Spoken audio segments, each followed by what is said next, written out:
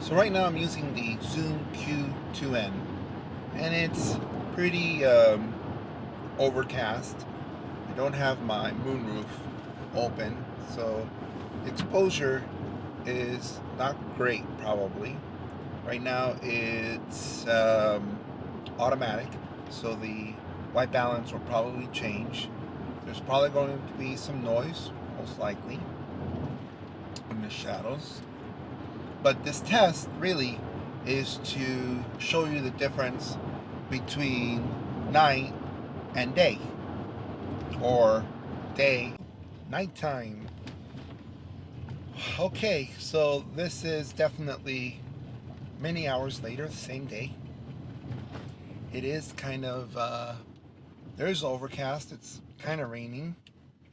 There's not as much light during the night, as you know. The moonroof is up, or out of the, you know, getting some more light on the moonroof here. Being in the street instead of the freeway, there's tend to be more light because of the street lights and the stores and such, and you'll get to see how much noise there is in this setting. But I'm going to change the setting now to nighttime, and instead of making it automatic, because automatic means automatic exposure and white balance, most likely. But I'm going to change it to nighttime. All right, let me change it.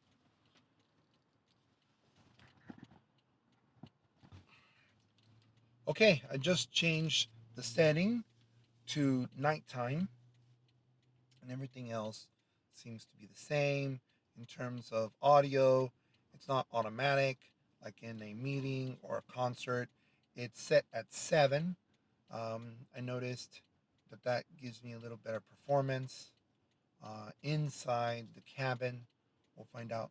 Now there's some light that's shining very bright ahead of me, of the headlights, so I might look decent in the light. We'll find out how, if it looks a little bit better.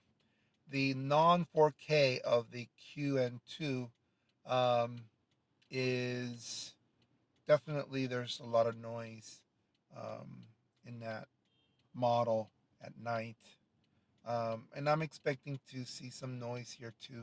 I mean, I could turn on the light, and that probably exposes me even better, and you kind of get a sense of what that looks like. In terms of noise, I won't know if there's any noise interference from the car until I get home.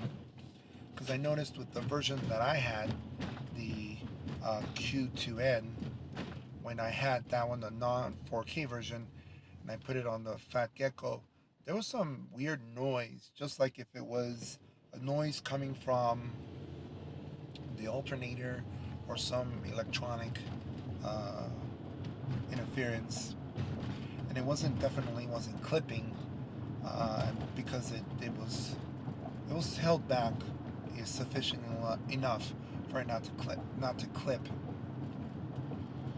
So here, this is a little bit more realistic. There's some street lights. I got the moonroof um, lighting on top as well. And of course, if you're in an area where there's some decent light, you'll definitely get some okay exposure.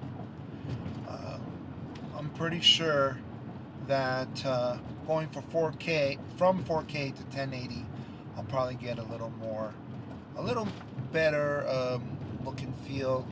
Uh, I'm thinking that I will. We'll find out. A couple of other things that maybe I haven't mentioned yet, or I'll just say it again.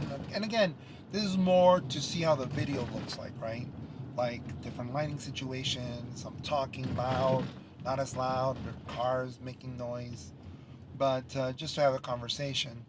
But again, with a 32 gig um, um, SD card, which is the small ones, micro SD card, you get about 52 minutes, 53 minutes worth of 4K, which is not a lot. Battery wise, you should be able to squeeze out maybe the 50 minutes. I don't know. I haven't tested it yet. I do know that if you have a grip with a battery, like a wasabi grip that has a quarter 20 on it and you screw on it, it does do the hour easily. So you can also buy an external battery pack for the device, which is like $50 or something. Um, that's up to you if you want to buy it. Unfortunately, you still need to hook a wire from the bottom battery to the unit.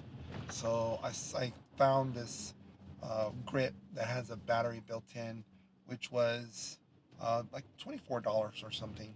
And it did have a cable, but unfortunately, it wasn't the right cable. But I had one laying around, so that wasn't the problem. Overall, I think um, this device seems to be better, but again, I won't know until I get home.